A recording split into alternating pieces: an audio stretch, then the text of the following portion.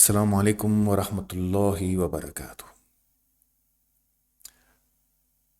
देखिए, पिछले 2 और 3 ऑर्डर्स, सुप्रीम कोर्ट के ऑर्डर्स में साफ साफ सुप्रीम कोर्ट ये कर रही है कि नौहरा शेख का कंसेंट लेके, यानी रजामंदी लेके, उसको जेल से बाहर रख के उसकी प्रॉपर्टी बिकवा के एसएफआईओ के द्वारा वेरीफाइड इन्वेस्टर्स को अपना पैसा लौटाने की बात कर रही है।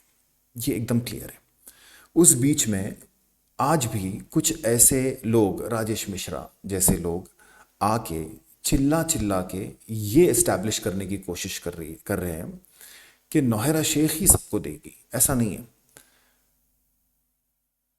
एक डाउट है, मैं उसको पहले क्लियर करूंगा, उसके बाद ये बताऊंगा कि ऐसा क्यों नहीं है कि नौहरा शेख नहीं दे रही है। ठीक है, वो एक आंसर का हिस्सा है। पहली बात तो, नौहरा शेख ने जनवरी 11 2021 को एक अंडरटेकिंग दिया जिसमें उसने ये कहा कि मैं 6 हफ्ते के अंदर सबको पैसा देना चाहती हूँ और 6 महीने के अंदर जो है, जो नॉन कंप्लेनेंट है, जो एग्जिस्ट ही नहीं करते, उनको भी पैसा देना चाहती हूँ। ये मामला मैं को बाहर छोड़ोगे तो मैं ख़त्म कर दूंगी। ये पहले बोला। वो बात अलग है कि बाद में बोला कि मेरी प्रॉपर्टी ले लो सरकार। तो वो अंडरटेकिंग देखते हुए सुप्रीम कोर्ट ने नौहरा शेख को उसके 8 दिन के बाद इंटरिम बेल में बाहर छोड़ा। इंटरिम मतलब इन बिटवीन, ये बीच में एक छोटा सा इसको बाहर छोड़ देते। केस तो वैसे ही चल रहा है, जेल ही उसका है सब कुछ, लेकिन उसके बीच में थोड़ा सा रिलीफ इसको दे देते, बाहर छोड़ते हैं, देखते ये क्या करती है। तो इंटरिम बेल मिला तो नौहरा शेख ने वापस आके ये बोली कि ईडी ने पैसा ले लिया मिलॉर्ड, तो मेरे पास तो कुछ पैसा ही नहीं है, तो मैं सेटल कैसा करूं।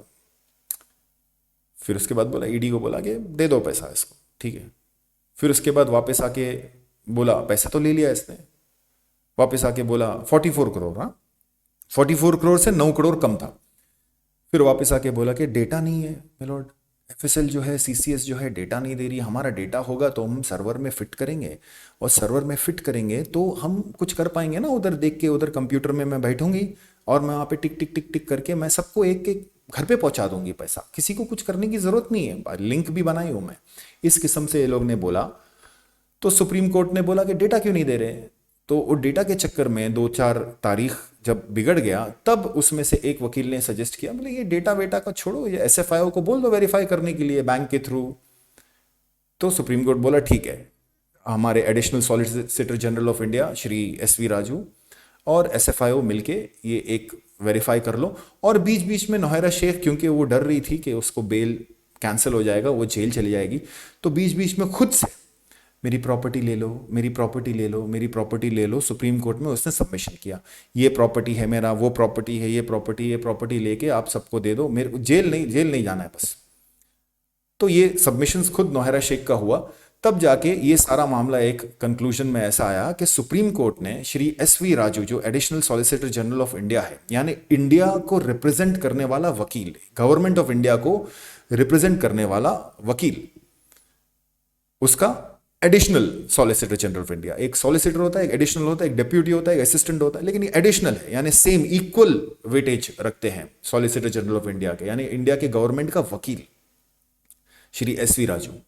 उनको कहा कि देखो ये प्रॉपर्टी आ रही है और ये सब मामला चल रहा है, तो आप लोग एक वर्केबल अरेंजमेंट करो, जिससे एक अरेंजमेंट ऐसा करो जिससे जो लोग हैं उनको पैसा मिल जाए, और वेरिफिकेशन जो है वो एसएफआईओ को करने दो। एसएफआईओ डेटा वेरीफाई करके आपको सबमिट करेगी, आप यहां पे सबमिट करो और जो प्रॉपर्टी है उसको बेच के खत्म करो। इससे पहले वाली तारीख, यानी ये लास्ट जो तारीख थी, उसमें वैल्यूएटर को अपॉइंट करने की बात हुई थी, यानी वो भी जो बोलते हैं ना, एएसजी राजू और ये लोग सब के बीच में ये सब हो जाएगा कि जो प्रॉपर्टी का वैल्यू क्या है, असल वैल्यू क्या है, वो करवाने के लिए, वो देखने के लिए अपॉइंट कर दिया है वैल्यूएटर। ठीक है। तो हो क्या रहा है? हो ये रहा है कि नौहरा शेख को बेल देके उसकी सारी शॉर्टकमिंग्स को अनसीन करके, यानी नहीं नहीं देखे, इग्नोर करके, एक ही डायरेक्शन में चल रही है कि लोगों का डेटा वेरीफाई हो जाए और इनकी प्रॉपर्टी बेच दिया जाए और लोगों को पैसा दिया जाए। ये सिंपल है। लोग ये बोल रहे हैं, कुछ लोग, हम में से ही कुछ लोग ये बोल रहे हैं कि भाई ये तो पूरा का पूरा जो सुप्रीम कोर्ट है पूरा फेवर में ही है नौहरा शेख के, क्योंकि इसको बेल दे दिया और फिर उसके बाद उसको पैसे भी दे दिया, और ये इसने पैसे में कुछ बराबर हिसाब किताब भी नहीं दी। तुमने भी बताया और भी लोग बता रहे हैं कि भाई इसने तो कचरा सबमिट कर दी, किसी को पेमेंट नहीं करी, 28 लोग को पेमेंट करी सिर्फ। तो सुप्रीम कोर्ट ये सब चीज को टेबल पे लाके हियर क्यों नहीं कर रही है और इसको जेल में क्यों नहीं डाल रही है? किसी को देने वाली नहीं है। बात बिल्कुल सही है, आर्ग्यूमेंट बहुत अच्छा है, लेकिन सुप्रीम कोर्ट इसको फेवर नहीं कर रही है। सुप्रीम कोर्ट को मालूम है कि इस तरीके से, ये अभी जो तरीका चल रहा है, जो वर्केबल अरेंजमेंट जो चल रहा है इन लोगों का, इसके अलावा लोगों को पैसा मिलने का ऑप्शन सिर्फ लिक्विडेशन ऑर्डर से है, जो एक ट्रायल कोर्ट से आएगा। यानी जिस कोर्ट में ट्रायल चलेगी, जिस जगह पे एफआईआर हुआ उसका ट्रायल होगा, और फिर वहां का जजमेंट आएगा कि इसको लिक्विडेट करो, तो वो केस से जुड़े हुए लोगों को जो प्रॉपर्टी अटैच हुई है वो केस के ऊपर, उस हिसाब से पैसा दिया जाएगा। तो बहुत ही कंफ्यूजन है। 28 केसेस है, उससे भी ज्यादा है, 33 केसेस है। तो ये 33 केसेस में हर केस के ऊपर लिक्विडेशन का ऑर्डर इंडिविजुअली आएगा, और लोगों को फिर जो जो उस केस में अटैच हुआ है तो उसमें से पैसा मिलेगा। अगर किसी पुलिस ईओडब्ल्यू ने अगर कुछ भी अटैच नहीं किया है तो फिर ट्रांसफर के लिए मांगा जाएगा दूसरे ईओडब्ल्यू से जिसने कुछ ज्यादा अटैच कर दिया है। तो बहुत सारा लोचा है, या तो फिर हाई कोर्ट में जाना पड़ेगा, एक मतलब यानी 10-15 साल का टाइम लग जाएगा। सुप्रीम कोर्ट ये जानती है। इसीलिए जब नौहरा शेख ने अंडरटेकिंग जनवरी 11, 2021 को अंडरटेकिंग सबमिट किया था, तो सुप्रीम कोर्ट ने एक अपॉर्चुनिटी देखा, एक मौका देखा कि ये लिक्विडेशन को अवॉइड करते हुए हम खुद एक ऐसा अरेंजमेंट करें नौहरा शेख के साथ मिलके उसकी, क्योंकि किसी की भी प्रॉपर्टी बेचना, ये अपना कानून ये कहता है कि तुम कोर्ट भी किसी की प्रॉपर्टी नहीं बेच सकती अनलेस एक लिक्विडेशन ऑर्डर आए। तो सुप्रीम कोर्ट भी नहीं बेच सकती, ट्रायल चाहिए उसके लिए पूरा, और उसके बाद जजमेंट चाहिए। तो इसीलिए नौहरा शेख को बर्दाश्त करते हुए बाहर रखा गया है। और नौहरा शेख का काम अब सिर्फ इतना है, नौहरा शेख और नौहरा शेख के वकील का, कि हर सुप्रीम कोर्ट के ऑर्डर पे सिर्फ हाँ सर, हाँ सर, हाँ sir, yes sir, we agree sir, हम मानते हैं सर, आप जैसे बोलो सर, बस हमको अंदर मत डालो सर, हम दे रहे सर, हम ये कर रहे वो कर रहे। सुप्रीम कोर्ट सब जानती है कि ये लोग ने किसी को नहीं दिया, सिर्फ 28 लोग को दिया। तो हीरा ग्रुप का अब सिर्फ ये रोल रह गया है कि हाँ जी करे, और सुप्रीम कोर्ट जो उसको कहती है कि भाई हाँ चलो ये प्रॉपर्टी कितना हुआ टोटल, अभी एसएफआईओ का जो लिस्ट बन के जाएगा उसमें पूछेंगे कितना हुआ टोटल, इतना हुआ टोटल। अब तो कौन सी प्रॉपर्टी बेच रहे, तब वैल्यूएटर भी एक्टिव हो जाएगा, भाई ये प्रॉपर्टी इतने की है, हमने पता लगाया, ये प्रॉपर्टी इतने की है, वो प्रॉपर्टी इतने की है, ऐसा ऐसा करके ये लोगों को हो जाएगा। श्री एसवी राजू ने अपने हियरिंग में साफ साफ कहा है कि जितनी प्रॉपर्टीज है और जितना टोटल क्लेम्स हमको दिख रहा है अभी, तो वो काफी हो जाएगा वो प्रॉपर्टी बेच के लोगों को पैसा देने के लिए। यानी 300 करोड़ का जो प्रॉपर्टी अटैच्ड है, काफी इसलिए हो जाएगा क्योंकि लोग कंप्लेन नहीं किए, तो कंप्लेनेंट लोग को पैसा देने के लिए काफी हो जाएगा, ऐसा श्री एसवी राजू ने कहा है। और ऐसा हम भी जानते हैं, क्योंकि 150 करोड़ के ऊपर कंप्लेंट हुआ नहीं है और 50 करोड़ के ऊपर नॉन कंप्लेनेंट नहीं जुड़े अभी तकरीबन, और 7-8 करोड़ लोग जुड़ गए हैं अब रिसेंटली ये 10 दिन में। ठीक है, तो सुप्रीम कोर्ट क्या कर रही है कि लिक्विडेशन का ऑर्डर जब आएगा तब आएगा, लोअर कोर्ट से या किधर से भी, सेशन कोर्ट से या हाई कोर्ट से, अगर किसी ने पिटीशन डाला तो उससे पहले एक ऐसा सोल्यूशन किया जाए जिसमें से प्रॉपर्टी बेच के लोगों को पैसा दिया जाए। अब प्रॉपर्टी बेचने के लिए मैंने दोबारा ये कह रहा हूं, कंसेंट की जरूरत होती है, एक कंपनी की कंसेंट की जरूरत है। कंपनी क्या, ये तो है ही थर्ड क्लास, ये लोग की कंसेंट की जरूरत होती है किसी की भी। अब मेरा प्रॉपर्टी है, मैं रजिस्टर कर चुका हूं, तो मेरा प्रॉपर्टी कोई भी कोर्ट उठा के ऐसा नहीं बोल देगा कि भाई इसको बेच दो, इसका पैसा निकलता है। जब तक मेरी मर्जी नहीं होगी तब तक कोर्ट भी, कानून ही ऐसा है, कोर्ट नहीं बोल सकती कि बेच दो। जानती है अगर कोर्ट जानती भी है कि मैं चीटर हूं, फ्रॉड हूं, तो भी नहीं बोल सकती कि बेच दो। इसीलिए ये जो बोलते हैं ना, ये बर्दाश्त किया जा रहा है, ये जो पैसे नहीं दिए ईडी ने, ठीक है पैसे ले लो, ये जो डेटा नहीं है ठीक है वेरीफाई कर लो, इसीलिए बर्दाश्त किया जा रहा है। कोई फेवर में नहीं है ये, सुप्रीम कोर्ट किसी के फेवर में नहीं है। सुप्रीम कोर्ट वही कर रही है जो कानूनी तरीके से वो कर सकती है। और ये जो वर्केबल अरेंजमेंट्स जो ये लोग निकाल रहे हैं ना, ये लॉयर लोग हमको बोलते भाई ये ऐसा करता नहीं है, खाली सहारा में हुआ है एक बार और अभी ये दोबारा हमारे पास ऐसा हो रहा है। ठीक है, तो ऐसा कोई जनरली करता नहीं है, लेकिन सुप्रीम कोर्ट ये सोच रही है कि भाई लोगों को पैसा मिलना चाहिए, वो हिसाब से सुप्रीम कोर्ट इस हिसाब से कर रही है। लेकिन हमारे इसमें भी ऐसे कुछ लोग हैं जो बोलेंगे नहीं, वो 44 करोड़ खा जाएगी, वो 9 करोड़ देने की क्या जरूरत थी, ये सब इस तरीके की बातें करें। तो भाई हमारे पास है ना इस किस्म का कोई पावर नहीं है कि हम वहां पे जाके जज साहब को ये बोल दें कि जज साहब आप गलत कर रहे हैं। ऐसा कुछ भी नहीं है। ये सारे चीजों का हिसाब लिया जाएगा, ये 44 करोड़ और ये 9 करोड़ का हिसाब लिया जाएगा। कब कब हिसाब लिया जाएगा? अगर क्लेम करने वाला अमाउंट जो है, जैसे कि लोग जो मांग रहे हैं पैसा, वो इसके देने की कैपेसिटी से ऊपर चले जाए तो 150 करोड़ के कंप्लेंट्स और 50 करोड़ के नॉन कंप्लेनेंट, 150 करोड़ के कंप्लेनेंट, 50 करोड़ के नॉन कंप्लेनेंट, इसकी प्रॉपर्टी बेच के सब सेटल हो जाएंगे।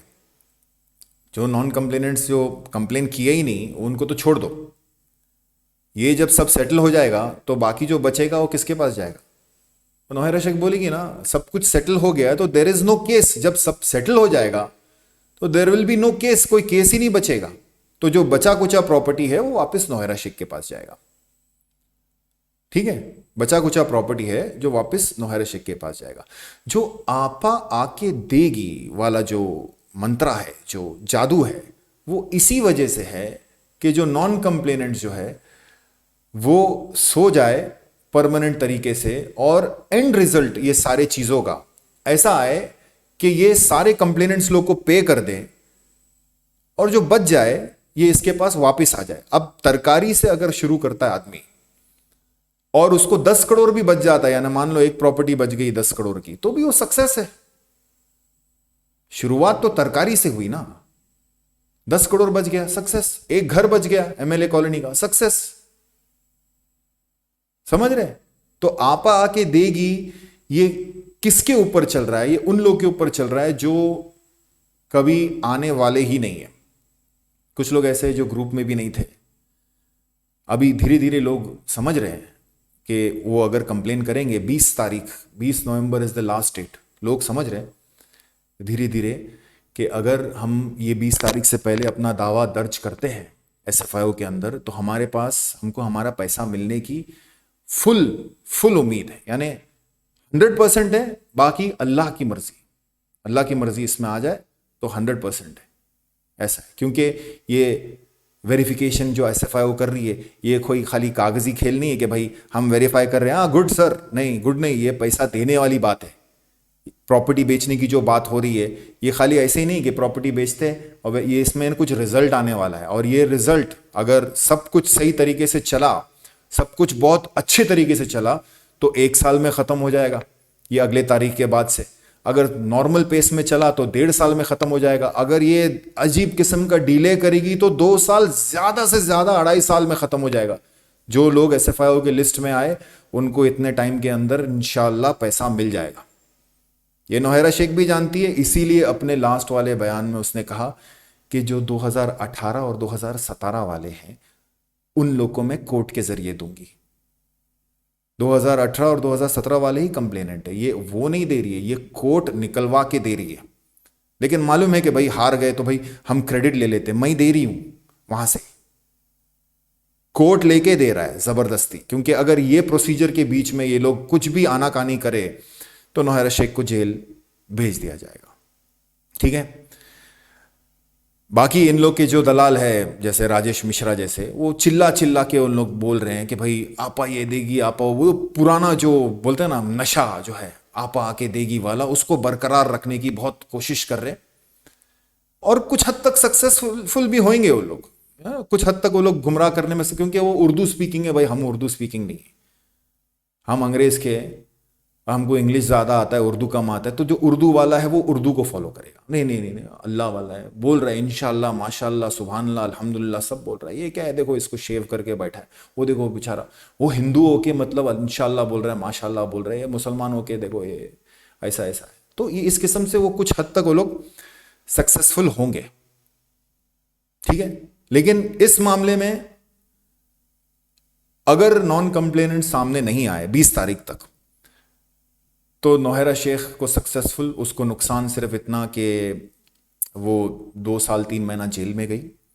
कंप्लेनेंट सक्सेसफुल, कंप्लेनेंट्स को नुकसान सिर्फ इतना कि वो 2 साल 3 महीना और जितने भी महीना अभी जो है उसको झेल रहे हैं ये इतना गंदे एपिसोड को, नौहरा शेख, हीरा ग्रुप को। ये दोनों सक्सेसफुल होंगे एंड में। लॉस सिर्फ उसको होगा जो सामने नहीं आया। ठीक है, तो अगर आपके पास कोई ऐसा भाई है, बंधु है, अपना है, पराया है, जिसमें इसने लॉस खाया है, कोई एमई है, मैं एमईज और डीएसएस को भी रिक्वेस्ट करता हूं कि आप लोग भी अपने लोग को सही राय दो, ये पूरे सिचुएशन को समझो, और जितना भी हो सके आपके अपने लोग, अपना सलीम भाई जो है राइट पाथ वाले, आप अपने लोग को, जिसने आपने जिसका इन्वेस्टमेंट कराया है, आप एमई हो, डीएसए हो, तो आप उनको भी ये राय दो कि कम से कम कुछ नहीं तो एसएफआईओ को एक रजिस्टर्ड पोस्ट भेज दें। इसमें कोई पैसा नहीं ले रहा है, कुछ नहीं ले रहा है, रजिस्टर्ड पोस्ट भेज दें। और अगर आपका नाम उसमें आ गया, सारे डॉक्यूमेंट्स का रजिस्टर्ड पोस्ट आपका नाम उसमें आ गया तो ठीक, नहीं आया तो रजिस्टर्ड पोस्ट की चिट्ठी आप संभाल के रखें, क्योंकि वो आपको एक मौका देगी एक फिर से इम्प्लीट करके कोर्ट के अंदर बताने का कि देखो सर, हमने भी तो भेजा था अपना डॉक्यूमेंट्स, लेकिन हमारा नाम उसमें आया नहीं है। 20 तारीख से पहले, यानी 15 तारीख से पहले मैं बोलता हूं कि रजिस्टर्ड पोस्ट अपने लोगों को करवा दे, कैसा भी करके। एमईज और डीएसएस से मैं रिक्वेस्ट करता हूं, ठीक है, वही एमईज और डीएसएस जो अपने को गाली दे रहे थे पहले। ठीक है, कैसे भी करके कर दे। ये धोखे में मत रहो कि नौहरा शेख आके देगी, अगर देने का होता तो वो आप देखते, वो झूठ नहीं बोलती। लेकिन कितने सारे झूठ हमने उसके पकड़ लिया। आपको लगता है कि 7,000 लोग को दिया है उसने? आप एमई हो, डीएसए हो, तो आपके लोगों में से कितने लोग को पैसा मिला? 7,000 लोग को उसने दे दी बोलती है।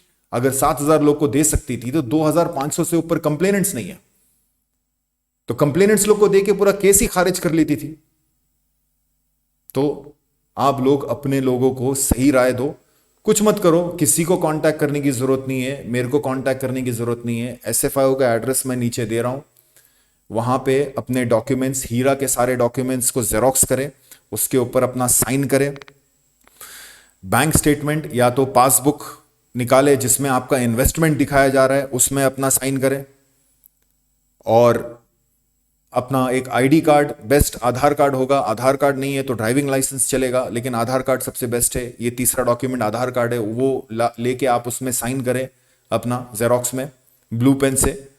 और उसके बाद चौथा आपका ये है, अगर आप मल्टीपल इन्वेस्टमेंट्स है या कुछ और ऐसा है, यानी कोई जैसे कि कोई फौत हो गया तो उसके तरफ से अगर आप कर रहे हो तो एक कवर लेटर उसके ऊपर ऐड करें और अपना एक इन्वेस्टमेंट जो है और अपना सिचुएशन जो है वो एक्सप्लेन करें एकदम शॉर्ट में। ये सबको आप इंडिया पोस्ट के जरिए रजिस्टर्ड पोस्ट में भेजें, बिकॉज रजिस्टर्ड पोस्ट का जो पर्ची है वो लीगली वैलिड माना जाता है, तो आपका पेपर वहां पहुंच जाएगा। अगर मान लो बाय चांस एसएफआईओ ने आपका नाम लिस्ट में वेरीफाई करके नहीं डाला, जब लिस्ट आएगा बाहर, ये जनवरी को आ ही जाएगा, तो आपके पास एक स्कोप रहता है कि आप इसमें इम्प्लीड करके ये बता सकते हैं सुप्रीम कोर्ट को, देखो हमारा नाम भी था, हमारा नाम इन लोग ने वेरीफाई नहीं किया, तो प्लीज मेक श्योर कि हमारा नाम भी इसमें आए। जो प्रॉपर्टी बेच के जो अभी अरेंजमेंट चल रहा है उसमें सिर्फ उन लोग को पैसा मिलेगा जो लोग एसएफआईओ के लिस्ट में वेरीफाई होके सामने आ रहे हैं। वेरीफाई कर रही है वो एसएफआईओ, खाली लिस्ट नहीं बना रही है कि कौन कौन इन्वेस्टर है, वेरीफाई कर रही है कि इनका इन्वेस्टमेंट है कि नहीं।